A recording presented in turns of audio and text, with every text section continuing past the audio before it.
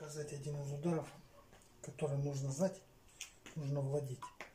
Но применять его сразу первым ударом в уличной драке не стоит. Нужно применять те удары, которые владеешь в совершенстве, которые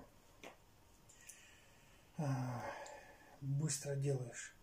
Это называется двойной удар. Вот руки либо делается так, либо делается так, либо делается так. Вот, то есть ты, если так встанешь, конечно, противник увидит, что ты что-то хочешь ударить. Поэтому, то есть как бы в этой можно стойки сделать. Но этот удар по ситуации боя, в зависимости от того, какая идет борьба, возня, и здесь уже этот удар делаешь. Вот можно со стойки.